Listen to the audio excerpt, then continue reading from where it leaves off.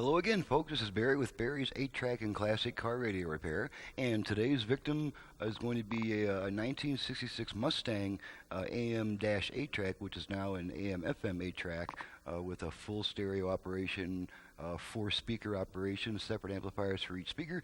And this customer has also requested the Bluetooth, USB readers, and a separate USB port for charging only. I think he kind of blamed that one on his wife, that she's always charging something up. So this way, they can charge the device while they're listening to a USB stick on the other line.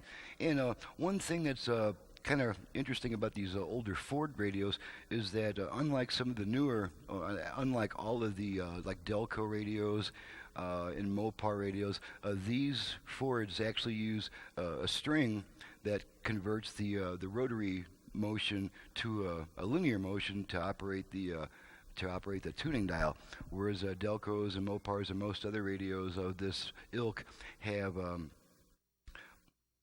the mechanism built into the tuner itself. This actually uses a separate dial cord to run that dial across. And on this unit, the cord was broken, and that brings about another little milestone here. Is they just don't cater too well to car radios in the industry as far as replacement parts go. And the dial cord that I was able to find, the smallest size that you can find on the internet is about 0.32. That's the 32 thousandths of an inch in diameter, and that's this stuff right here. And this is way too big in diameter to use with these radios. Number one, you have to wrap it 8 turns around the shaft, and this wide stuff just cannot be squeezed tightly enough to fit into that space, and so we run out of shaft. And then another factor is that this particular tuner has tiny holes in the tuning shaft where you stick the dial cord in, and that prevents slippage. And this stuff, you know what, let's go ahead and switch to our overhead camera here so I can illustrate some of these points that I'm making here. There's our overhead cam, and here is the end of that dial cord that's commercially available. Now this particular dial cord is 0.040 in diameter, and it actual measurement with the caliper bears that out. See if we can just kind of coax this thing in here. As you can see, that's measuring right at 0.040 inches, so that's good. But you can see that no matter how cleanly you try to cut this stuff, it frays pretty badly on the end, and even without the fray, it's probably impossible to get this dial cord through the tiny holes in that tuning shaft without enlarging the holes, drilling them out a little bit. But even if you did that, you still have the issue of this stuff being too wide to go 8 turns around that shaft. So I was at kind of a loss for a solution. I knew that thread would not work because thread is just way too weak, would not last very long at all. So I went on audiokarma.com. Yes, even I go on audiokarma.com sometimes for ideas, and I was able to find out from a guy that braided fiber fishing line works well to replace dial cord. You can find this stuff at Walmart. It's like $12 for 150 yards compared to $25 for about 50 feet of actual dial cord. As you can see, this stuff cuts nice and cleanly. There's very little fraying there on the end, and it's very thin. And although this shows 0.41 millimeter diameter, I don't know what that works out to, but it actually, the actual dimension is about 20 thousandths of an inch. Let's just go ahead and measure this real quick, just kind of make sure of that.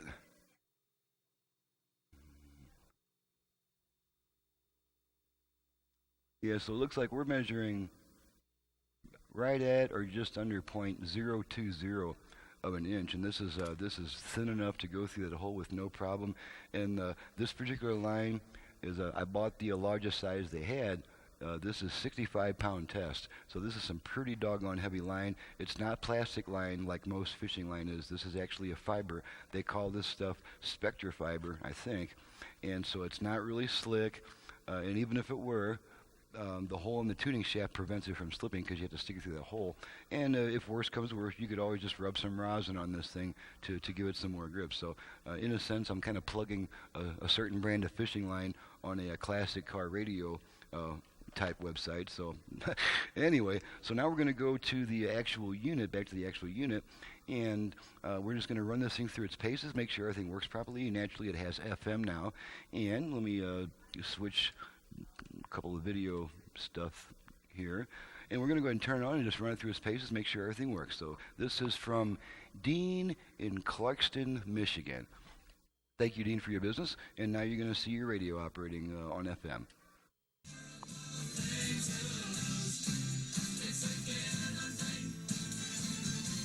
So let's just go ahead and run across the FM dial, see how many FM stations we pick up.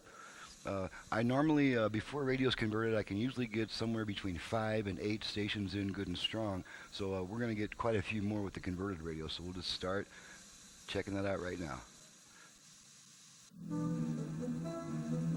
By the federal government. Now to pick on... And theologically understand that... Okay, there's 5.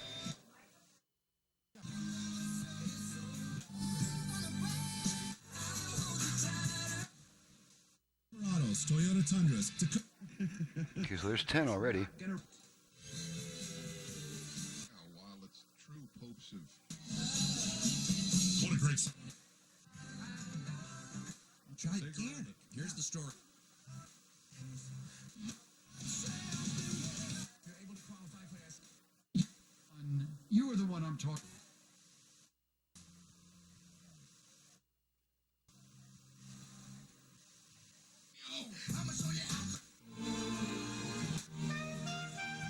Save cash on it.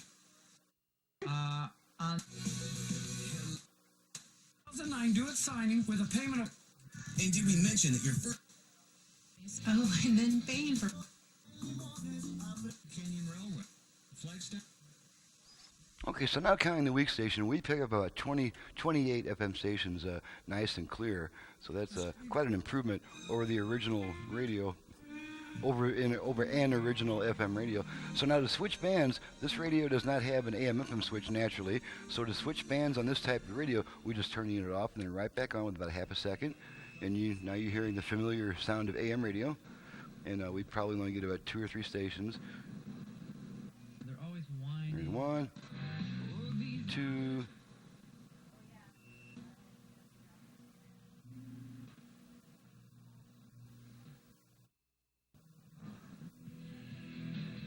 Three, and I know we're not going to pick up anything below that on the frequency band.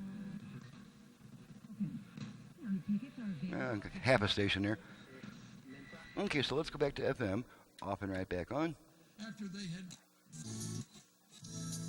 Do you know that not only... Okay, and before we test the 8-track function, I'm going to demonstrate what we call a virtual fader. This radio originally had a left-right balance control, and that still works with the conversion. Left, right, let's bring our output level meters in the picture. Get our unit back in there where you can see it. Maybe you need Okay, left side only. with our quality equipment and Right side only. Whether you need your wood floors refinished Left. or your carpets Right. professionally cleaned. Okay, back to center. Okay, now I'm going to demonstrate the virtual fader function, which is a bonus you get with the conversion. To activate the virtual fader, we're going to take our tone control and rotate it twice to the right, each time returning it to its original position. So I'm going to go ahead and back off this tone control to about halfway, so I've got room to rotate it. After we rotate our tone control twice, we're going to hear 4 beeps through the speakers, and after those 4 beeps, you can then use that tone control to adjust your front rear fader. So here we go. If you are one Okay, there's our 4 beeps. come to Lamb Okay, and now we're adjusting front, 778-52. rear, Lamb Chevrolet believes Front. in financing your future, not your past. rear. If you are looking for a Okay, back to center. I'm going to take my hand off the control, let it time out.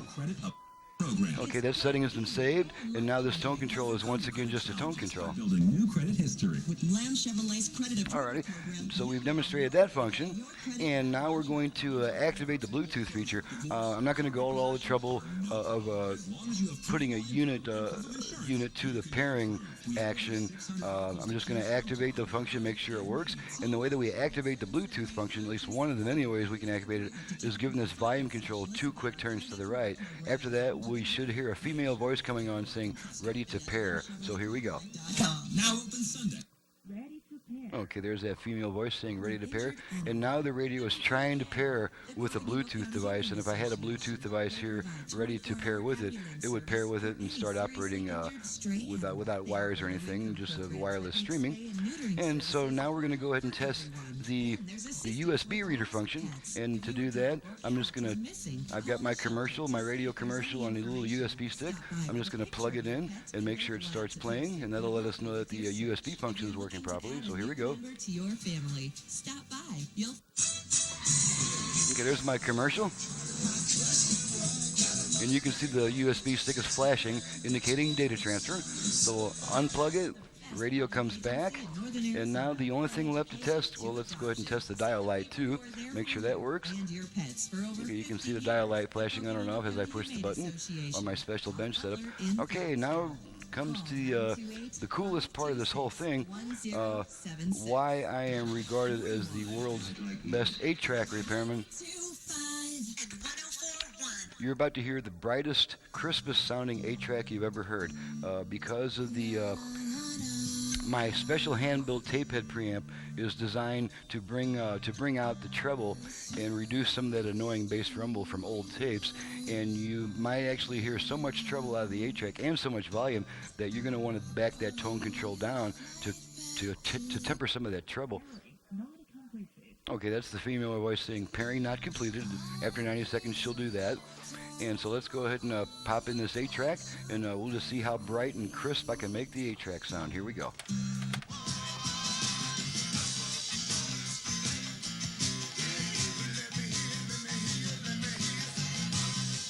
Switch tracks 2 times.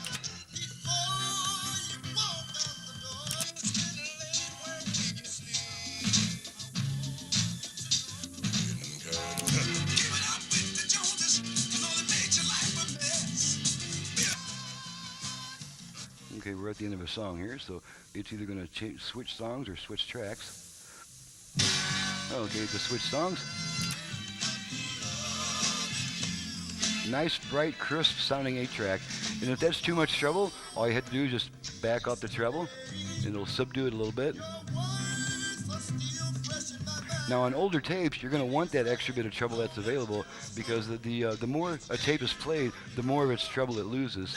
So that's what this hand-built preamp is designed for, is to bring back that treble.